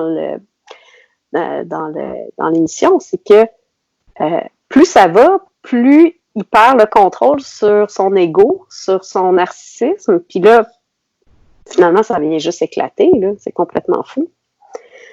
Mais bon, pour revenir au personnage, là, aussi parmi mes recherches, là, bon, il y a Joe, il y a Carole, il y a Doc Antle, puis, mais tous les personnages qui apparaissent là-dedans, ils ont tous quelque chose, ils sont tous fous.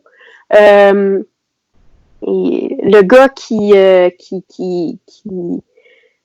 le propriétaire du club de danseuses du village, puis qui va faire qu'on le voit à un moment donné sur son jet ski. Il est bizarre. Ils sont tous bizarres. Ils sont vraiment, vraiment tous weird. Mais même les gens derrière la caméra ont tous une histoire un peu weird. Tu sais, j'ai découvert que le réalisateur de Tiger King, Eric Goode, c'est pas un réalisateur de profession, hein. C'est d'abord et avant tout un gars qui a été formé dans le domaine des beaux-arts, qui est devenu restaurateur puis hôtelier. Dans les années 80, il était propriétaire de l'Aria, qui était un nightclub populaire de New York, qui était fréquenté par des artistes de super grande renommée, comme Andy Warhol, puis Jean-Michel Basquiat, puis Keith Haring. Lui, il a déjà fréquenté la mannequin Naomi Campbell aussi auparavant. Au niveau de la réalisation, il a quand même fait certaines choses. Il a réalisé des clips pour Nine Inch Nails et aussi, c'est un grand fan de la conservation des animaux, puis il a fondé un sanctuaire de tortues. Fait que là, il se retrouve, après ça, à la tête d'une série sur Netflix qui est complètement tordue. Fait que, voilà. Je sais pas si vous saviez Mais j'ai découvert que il y a un lien entre Tiger King et le monde du podcast. Avant que Tiger King soit présenté sur Netflix, il existait déjà un podcast dans la deuxième saison de Over My Dead Body. Et puis, il y avait un épisode qui était consacré à Joe Exotic. Et puis, il y avait une actrice qui avait fait Saturday Night Live, Kate McKinnon, qui est complètement tombée en amour avec l'histoire et tout ça. Et elle a acheté les droits pour ça. Alors, il va y avoir probablement une série de fiction qui va être créée à partir de cette histoire-là. Et ça devrait être dans les cartons. Sinon, à part de ça, c'est impossible de passer à côté de Tiger King. Je sais, tu sais, là, on sait pas. Bon, déjà, l'histoire en tant que telle, c'est complètement fou, mais en plus de ça, en période de confinement, ben, les gens sont rivés à leur Netflix. Donc là, puis là, ça a pris une espèce d'ampleur. Là. C'est vraiment un coronavirus de par soi-même. C'est vraiment. Puis tous les éléments étaient là pour que ça puisse rentrer dans la culture pop. Il y a des milliers de mimes qui sont disponibles. Vous faites juste une petite recherche sur Internet et puis là, vous cherchez meme Tiger King, puis là, vous en avez là, pour de bonnes heures à rire de tout ce qu'il y a. Ouais, puis je vais juste dire là-dessus, il y a même Constance Harvey, qui est collaboratrice au Geekette, elle a fait un dessin de Joe Exotic aussi, donc on va le partager. Oui! Puis, écoute, vous cherchez, là, puis pas mal toutes les grandes vedettes veulent s'associer de près ou de loin à Joe Exotic. Kim Kardashian qui a tweeté à propos de Joe Exotic. Il y a Cardi B qui a tweeté avec ça. Il y a un hashtag qui est devenu viral parce que là, Joe Exotic est en prison présentement parce que, bon, spoiler alert, il aurait manigancé pour pouvoir faire tuer sa rivale, that bitch, Carole Baskin. Et puis, il a été jugé dernièrement, en fait, en janvier dernier. Il a été jugé coupable, alors il est en prison présentement. Alors là, présentement, il y a une campagne hashtag Free Joe Exotic qui est devenue virale et puis il y a plein de gens qui suivent ça, donc c'est complètement fou. Sachez que Joe a une page Facebook qui serait faite pas par lui directement, mais plutôt par son entourage. Et puis, sa page Facebook compte 91 000 abonnés, puis son compte Instagram est encore plus populaire avec 385 000 abonnés.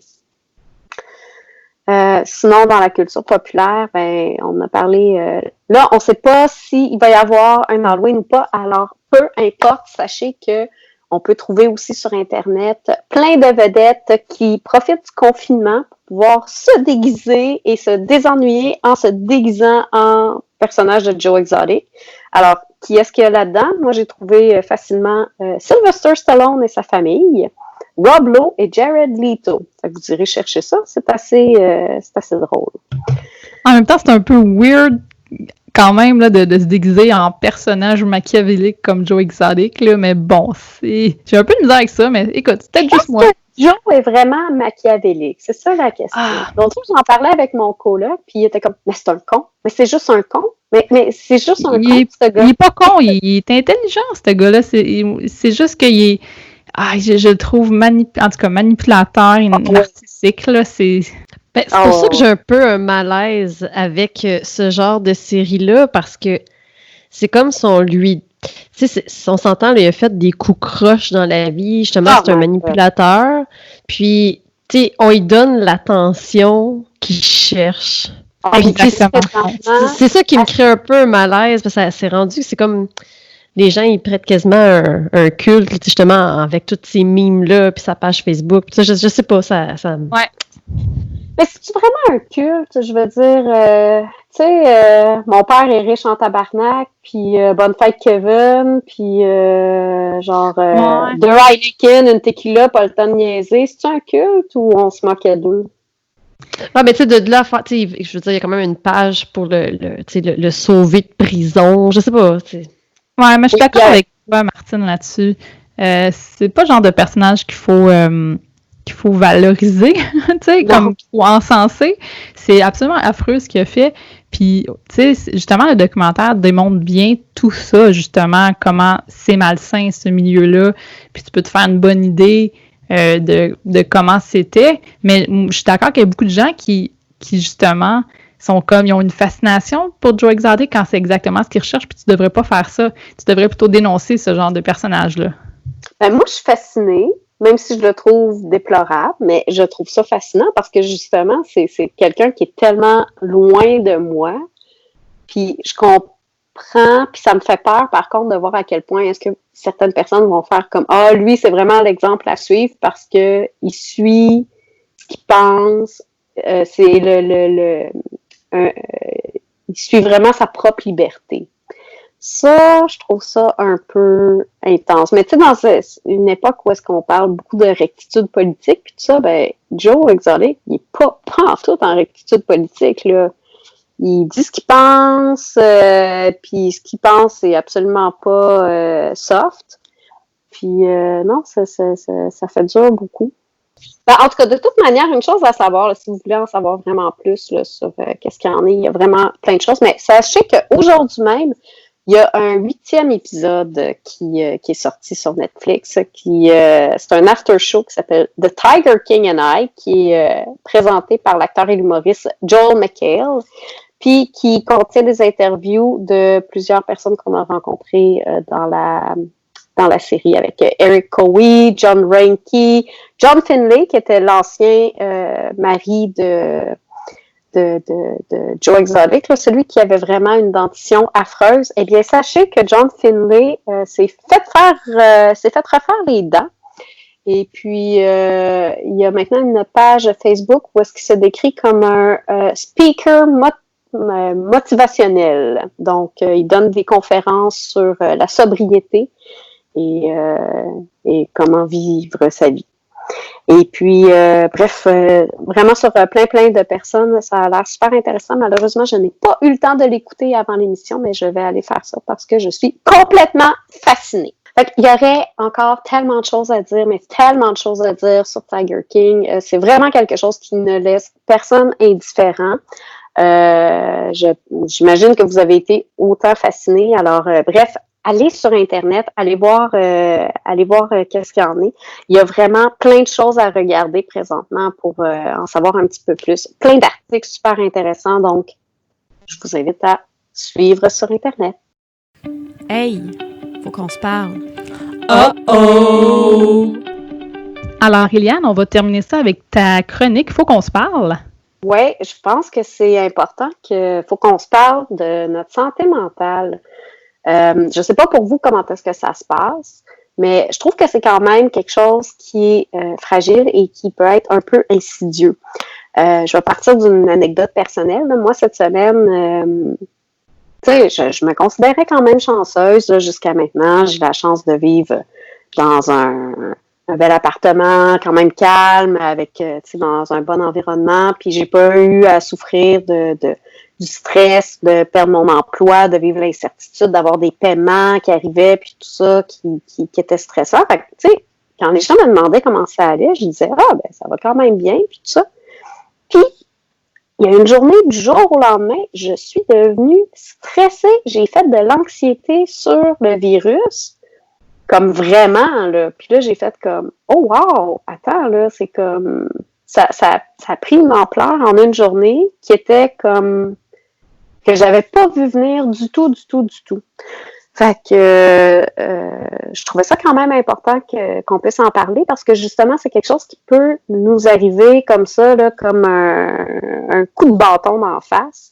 Puis de parler aussi un peu de qu'est-ce qu'on peut faire là, pour pouvoir éviter ça. Parce que là, une des choses qui est très importante, c'est de faire attention à continuer à avoir une bonne hygiène de vie. Donc, de bien dormir, de bien manger, de pas trop boire d'alcool.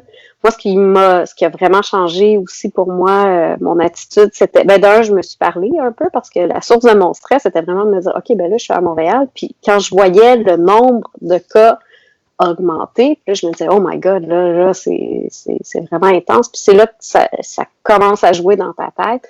Fait que là, j'ai commencé à déconstruire comment ça fonctionne, comment déconstruire tout ce qui se passait dans ma tête, puis me dire, bon, regarde, tu sais, oui, il y a des cas, mais quand tu y penses, c'est quand même pas beaucoup à Montréal, pour le nombre de population et tout, et blablabla. Ouais. Je me souviens, je t'avais déjà dit, on s'était déjà parlé au téléphone il y a pas longtemps, puis je t'avais dit, écoute, le pourcentage, tu calcules le pourcentage de gens affectés à Montréal, comparé à où on est à 1,7 million, je veux dire, ça fait vraiment pas beaucoup, là, si tu calcules tout ça. Oui, effectivement. Puis ça m'a vraiment beaucoup aidé, ça, à comme dégonfler un peu la grosse bulle qui s'était montée dans ma tête. Puis une des choses qui vraiment... aussi, j'ai plein de questionnements comme dans ma vie personnelle en train de me poser la question à savoir ça va être quoi la vie après la COVID, parce qu'il y a quand même beaucoup de choses qui risquent de changer pour la suite des choses. Ça m'occasionnait quand même beaucoup de stress invisible. Puis une des choses que j'ai faites pour m'aider, c'est vraiment de me remettre à faire du sport. Donc, je suis sortie aller courir un peu, vu qu'on a encore le droit de faire ça. Et puis, c'est vraiment quelque chose qui, personnellement, m'a aidé beaucoup. Puis sinon, ben, ce que je conseillerais aussi, c'est de faire des exercices de respiration, comme, je sais pas si vous connaissez la cohérence cardiaque, les filles. Non, pas du tout. Non, je connais pas. Vous allez chercher la cohérence cardiaque sur Internet et puis c'est un exercice c'est tellement simple de respiration où est-ce que tu fais c'est 6 respirations à la minute. Donc, puis tu peux avoir une petite application que tu peux télécharger sur ton téléphone qui va t'indiquer quand il faut inspirer, quand il faut expirer. Donc, 5 secondes d'inspiration, 5 secondes d'expiration. Puis, ça vient vraiment te calmer. Puis, ça a été... il y a eu des recherches scientifiques qui ont été faites sur le sujet. Puis, si tu fais ça comme 3 fois par jour, par exemple, ça vient vraiment diminuer le stress que tu vas vivre. J'avais une suggestion d'application. Oui. Je sais pas si il y en avait que tu voulais mentionner. Ben, moi, je peux dire celle que j'avais, mais toi, est-ce que tu en as une à mentionner aussi? Ben, écoute, commence par la tienne, puis je te dirai si c'est la même qu'on a. Ben, moi, celle que je préfère, ça s'appelle respiration cohérence cardiaque. Je te dirais, c'est celle avec avec une fleur de lotus qui est là. Celle-là, je l'aime bien gros. Toi, c'est laquelle? Mais en fait, il faut encore que je l'essaye. Ça a l'air que c'est bien reconnu. C'est Respire Relax. C'est comme un petit carré gris. Mm-hmm. Puis j'ai entendu parler de cette application-là. Je pense qu'il y en a une autre aussi en anglais qui est connue qui ne me vient pas à l'esprit. Là. Je ne sais pas si les autres la connaissent, mais il y en a vraiment beaucoup. Puis, tu sais, un des trucs qu'ils disent aussi, c'est de respirer, qui est super simple, mais qui n'est pas si facile que ça à faire, c'est de respirer par ton ventre plutôt que par ton haut de corps. Si tu respires par le ventre, comme les bébés font habituellement, ça aide vraiment beaucoup. Moi, c'est un truc qui m'a été donné, puis c'est un des meilleurs trucs qui aide à calmer, là. Ouais, c'est un type de respiration un peu yogique là, qu'on fait en yoga. Là, donc, c'est de gonfler le bas de ton ventre et tout ça. Fait que oui, comme les bébés, effectivement. Moi, c'était... je sais qu'il y a une autre application aussi, c'est les termes d'Alevard, je pense, qui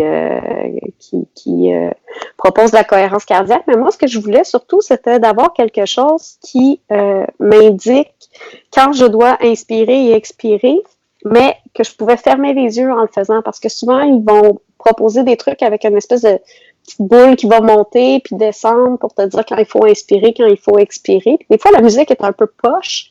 Fait que moi, en tout cas, celle que j'ai trouvée là, ça a été ma préférée. Ben, parlant de musique, je sais pas, mais moi, je suis abonnée à Spotify, puis j'ai découvert dernièrement les genres de, justement, musique d'ambiance, relax, calme et tout. Puis il y a aussi, je pense, sur Internet, sur YouTube, sinon, là, tu peux trouver des playlists de concentration puis de relaxation bien zen. Ouais. Puis un autre truc aussi que je m'étais fait dire une fois dans un atelier pour gérer l'anxiété, puis qui est vraiment super agréable aussi, c'est le truc de la flamme. Donc, si tu as une bougie chez toi, tu t'allumes une bougie, puis tu fais juste regarder la flamme pendant 1 minute. Puis juste ça te permet de te concentrer sur autre chose, puis ça vient vraiment diminuer ton anxiété. Fait que ça, c'est vraiment bien, je trouve. Puis je pense que c'est drôle ce truc-là parce que je me rappelle dans une console de Nintendo, je me souviens plus laquelle, mais t'avais comme cet exercice-là qu'il fallait que tu fasses, mais c'était un petit peu plus stressant parce que c'était un jeu, fait que j'imagine que la version prend une bougie ordinaire fonctionne sans doute vraiment mieux. Ben oui, à moins que ça te rappelle justement ton jeu auquel tu as joué, puis que là, genre, ça te rappelle le stress que tu avais dans ce jeu-là. Mais je sais pas, vous les filles, est-ce que vous avez vécu un peu quelque chose de semblable? Est-ce que vous avez des trucs, vous, que vous faites pour garder une certaine santé mentale dans cette période-là?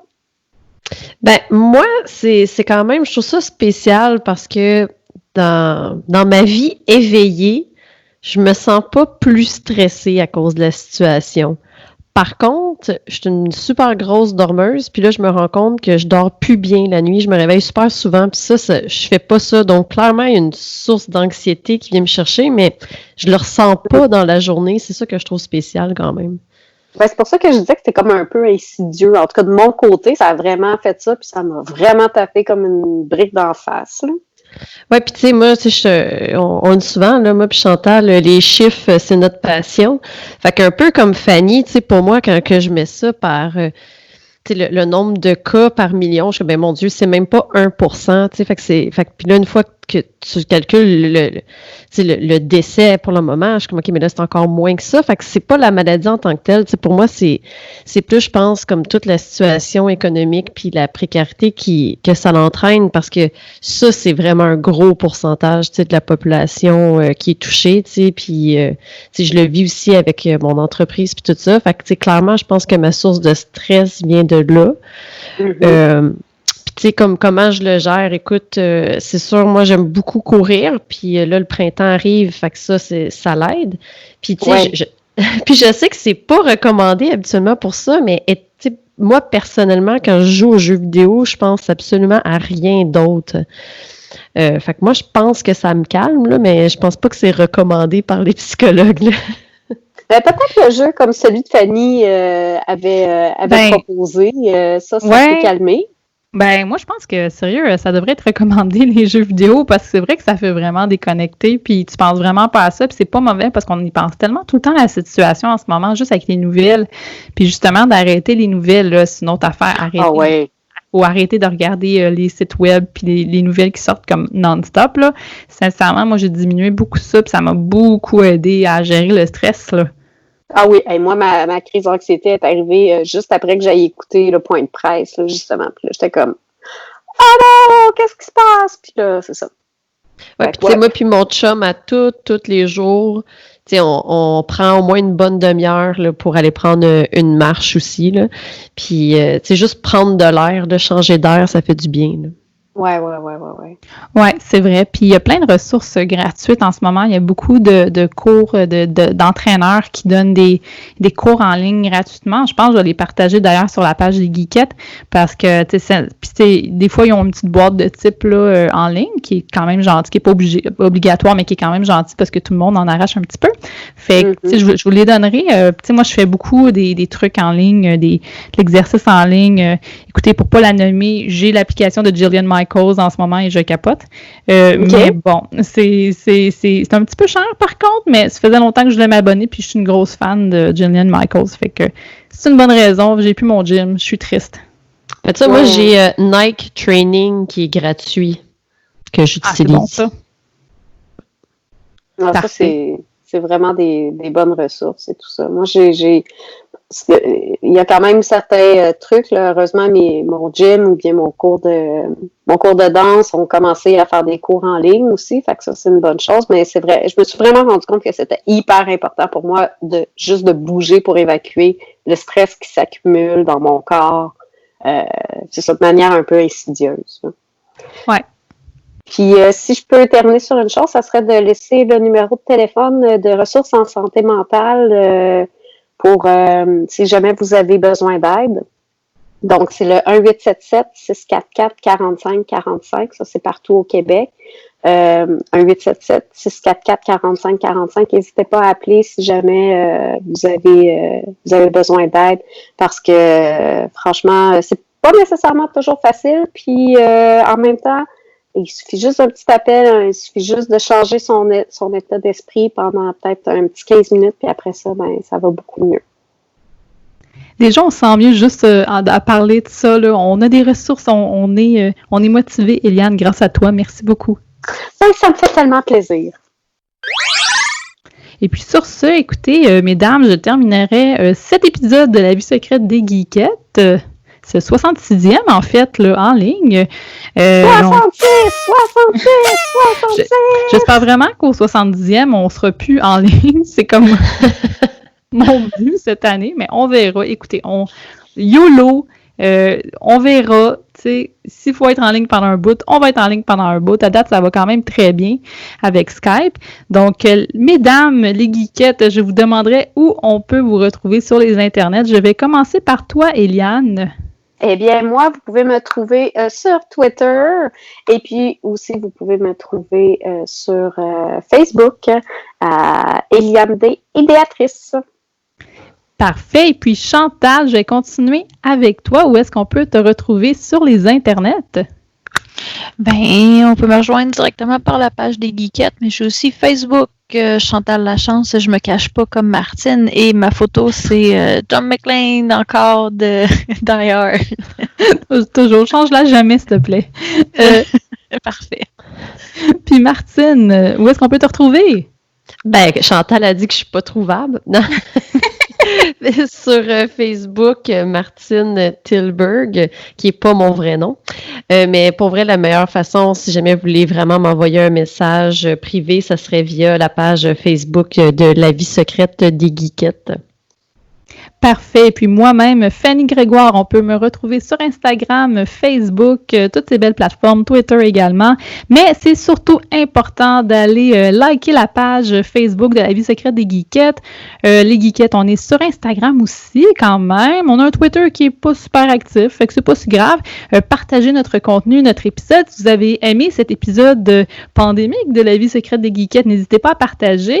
Écrivez-nous, donnez-nous des commentaires. Comment ça se passe à date? Est-ce que vous aimez ça? On aimerait ça savoir. On a un Gmail, videgeekette avec un S @gmail.com. C'est cela. Alors, on termine l'épisode et mesdames, on dit bye-bye à tout le monde. Bye! Bye! La vie secrète, la vie secrète, la vie secrète, la vie secrète des geekettes. La vie secrète, la vie secrète, la vie secrète des geekettes. La vie secrète des geekettes. La vie secrète des geekettes.